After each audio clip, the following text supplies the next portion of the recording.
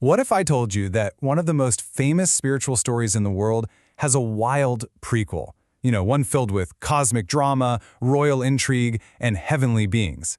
Well, today we're diving into a really fascinating, lesser-known text that tells that exact story.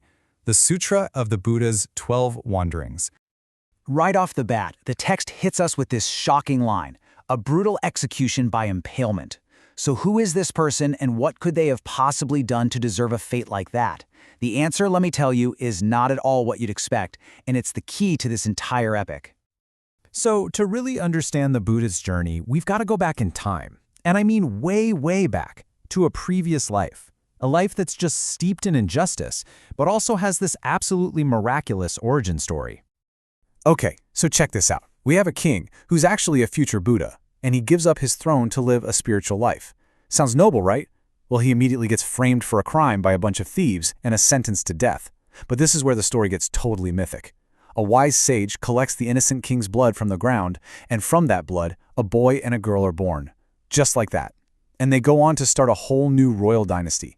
This isn't just some backstory. This is a full-blown epic of sacrifice and rebirth. That really tragic story on Earth was just the prelude. It actually sets the stage for a truly cosmic event.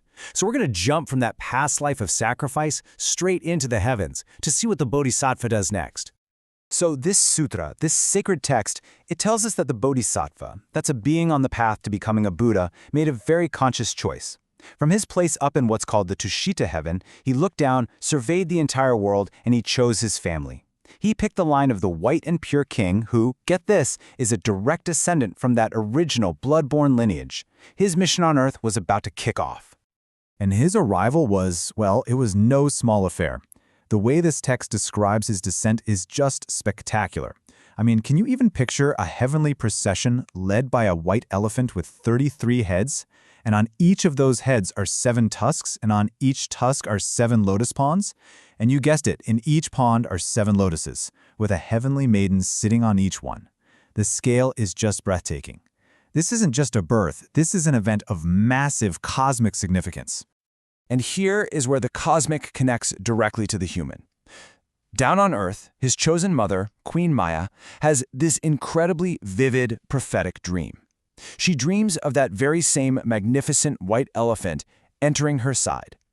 The celestial journey now has its earthly destination. So the Bodhisattva is born. He's a prince, and they name him Siddhartha. Let's meet his family and see the absolutely extraordinary life of luxury he was born into, a life that was basically designed from the ground up to keep him from ever discovering his true destiny. Okay, so let's meet the key players. Siddhartha, of course, is the son of the king. But look over at his cousins. You've got Ananda, who would grow up to be his most loyal and devoted disciple. And then you have Devadatta, who would become his greatest enemy and rival. The seeds for both his biggest support system and his biggest opposition were planted right there in his own family. The text even gives us this really curious little side-by-side, almost like a tale of the tape for a boxing match. Siddhartha is born on April 8th. His rival, Devadatta, is born just one day earlier. Even their heights are recorded as being incredibly similar. It's like the sutra's hinting at us that the greatest light and its deepest shadow were born almost as twins, totally destined for conflict. You see, his father was terrified of a prophecy that said his son would leave, so he tried everything to tie him to the material world.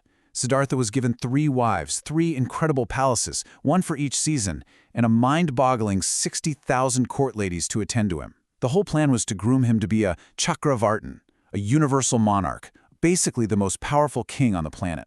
They were building him the ultimate golden cage.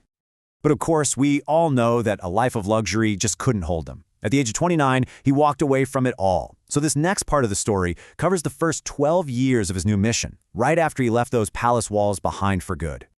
And his influence, it just exploded almost immediately. In just his second year of wandering, he gives his very first sermon. By year 3, he's already converted 1,000 really influential ascetics. In year 5, he finds his 2 main disciples, and then, by year 12, he brings it all full circle, returning to the very kingdom and the very family that he left behind. So what happens when he comes home? Well, the result is nothing short of astonishing. An absolutely staggering 84,000 members of his own clan listened to his teachings and achieved the first stage of enlightenment. The prince who left has come back as a fully awakened Buddha. But this whole journey didn't happen in a vacuum, right? And this sutra gives us this incredible map of the world he was traveling through. So now let's zoom out and take a look at this fascinating glimpse into ancient geography and how they saw the cosmos. Okay, so first up, the text tells us that the world is made up of 16 great kingdoms, so it's already a vast interconnected place. And within those 16 kingdoms, a jaw-dropping 84,000 cities. You'll notice that number, 84,000, keeps popping up. In Buddhist cosmology, it's not really meant to be a literal headcount. It's more of a symbol for a vast, almost immeasurable totality, the whole shebang. And the scope is just immense. The sutra even gets into the natural world, cataloging 6,400 different species of fish alone. It's really painting a picture of a complete, vibrant, and thriving universe. Now, this is one of my favorite parts. The sutra lays out this amazing vision of ancient geopolitics. It identifies 4 great powers, the 4 sons of heaven. In the east, you have Jin, which is China, known for its vast population. In the south, Tianzhu, India, known for its elephants. To the west, Dakin, which was likely the Roman or Persian Empire, famous for its gold, silver, and jade. And to the northwest, the Yuezhi people of Central Asia, known for their incredible horses. It's like a complete geopolitical snapshot of the ancient world. So where does all this leave us? We've gone from a bloody execution to a cosmic parade, all the way to a geopolitical map of the ancient world.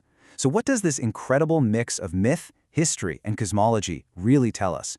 Well, I think it suggests a worldview where a single person's life could be deeply, fundamentally connected to the fate of kingdoms, the movement of the stars, and the very foundation of the cosmos.